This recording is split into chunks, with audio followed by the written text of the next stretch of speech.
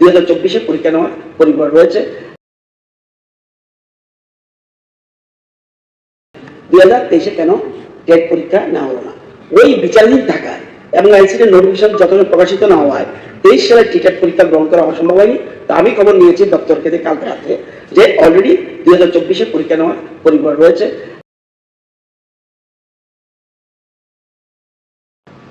TET পরীক্ষা হয়েছে TET 2 29/12/2022, TET 1 30/12/2022, result out হয়েছে 17/6/2023। মহামান্য সুপ্রিম কোর্টে একটা মামলা সিভিল অ্যাপিল নাম্বার 5068/2023।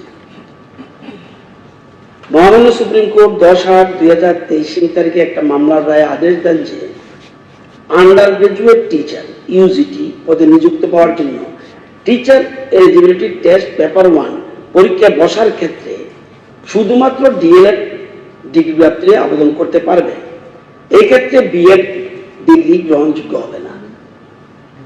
যখন এই রায় বেরোলো তখন এই রায়ের ব্যাপারে আমি তো সবাইকে দিতে চেয়েছিলাম মতামত জানানোর জন্য দপ্তর থেকে এনসিটিই একটা তাকে চিঠি পাঠানো হয়েছে। সেই মোতাবেক এনসিটি 20/11/2023 তারিখে মহামান্য সুপ্রিম কোর্টের আদেশকে মান্যতা দেওয়ার জন্য বলে। তারপর এনসিটির গাইডলাইন অনুসারে ইউজিটি এবং জিটি রিক্রুটমেন্ট রুলস যেহেতু ওরা বলেছে সংশোধন করার জন্য বিষয়টি জিএপিএনটি ল ডিপার্টমেন্ট এগুলি ক্লিয়ার হয়ে গেছে। Now at present is pending finance department. এখান থেকে আসলে অটোমেটিক্যালি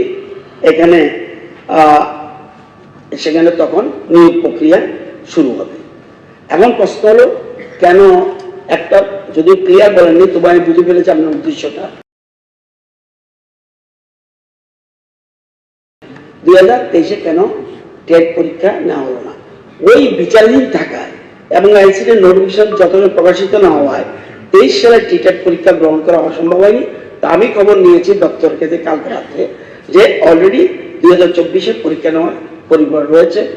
আর 197 জন বলছিলাম টেট 1 পাস করলেও এর মধ্যে 80 জন কিন্তু ডিএলএড, সুতরাং একটা অংশ কিন্তু বাদ পড়বে। আর টেট 2 যারা 169 সবাই দিতে পারবে, এনসিটি গাইডলাইন ক্লিয়ার আছে। শুধু এক্ষেত্রেও কিছু সংশোধনের কথা এনসিটি বলেছেন। আগে যে graduation with at least 50% mark of 1 year BEd এটা ছিল, আমাদের সবাই এটা আছে। এখন বলছে or post graduate with 55% marks or equivalent grade. এখন আবার সিস্টেমে নতুন করেছে গ্রেড, নম্বর বলে না। And 3 year integrated BEd and MEd, এটাও ফাইন্যান্সে গেছে। সুতরাং এর মধ্যে চলে আসবে ল অ্যান্ড জিএপিএনটি ক্লিয়ার, ফাইন্যান্স থেকে আসলে ওরা নিয়োগ প্রক্রিয়া শুরু করবে। সুতরাং আপনার যে ব্যাপারটা এটা আমি আশা করি বোঝাতে পেরেছি।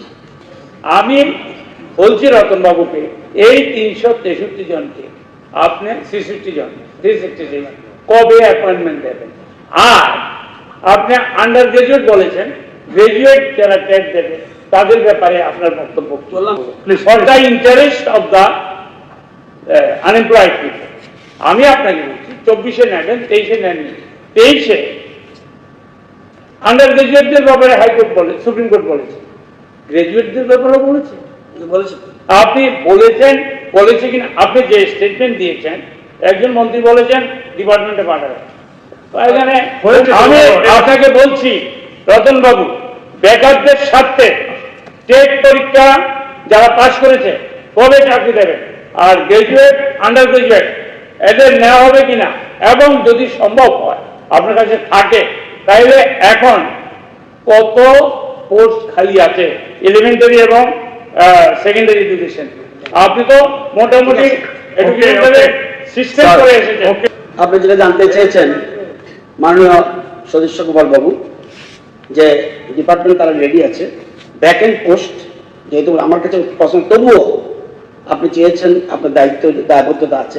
ইউজিটি 1775 ব্যাকএন্ড, জিটি 1721 ব্যাকএন্ড। আর আপনি বলছেন কবে তাদেরকে দেবে, এটা আমি বলে দিয়েছি। ফাইন্যান্স থেকে ক্লিয়ার হলে প্রসেস শুরু করবে। আর পরীক্ষা 24-এ হবে।